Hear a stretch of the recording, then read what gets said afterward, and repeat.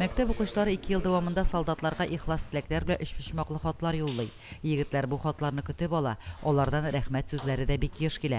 Саклап кына куен кесәләрендә, йөртүләрендә әйтәләр. Гимназия укучылары даими шулай солдатларга хатлар җибәрү акциясендә катнашалар. Бу инде безнең ерак җирләрдә хезмәт итүче батыр егетләребез исән-сау әйләнеп кайтсын өчен, аларның күңелләрендә җылы булсын өчен языла торган хатлар.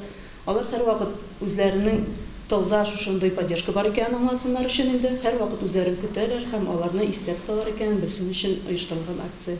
Пусть все солдаты быстрее возвращаются на родину, мы их всех очень сильно ждем. Пусть они все останутся живы и невредимы. Пусть война быстрее закончится и пусть будет мирное небо над нашими головами.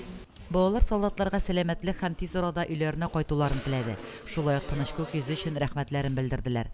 Мондый хатлар ярдәм сүзләре генә түгел, ә якташларыбызның рухын күтәрү өчен менә дигән мөмкинлек тә булып тора. Без солдатларга хатлар язабыз. Бу салкын көннәрдә аларны бу хатлар җылытсын. Балалар солдатларга җылы теләкләрен җиткерде. Әлеге акция буыннар элемтәсе символы булып тора. Ватаныбызны саклаучыларга теләктәшлек күрсәтү, махсус хәрби операциядә катнашучыларның иңнәренә батырлык канатлары куйсын иде. Лилия Шәймиева, Динар Нурутдинов, Мөслим телевидениесе.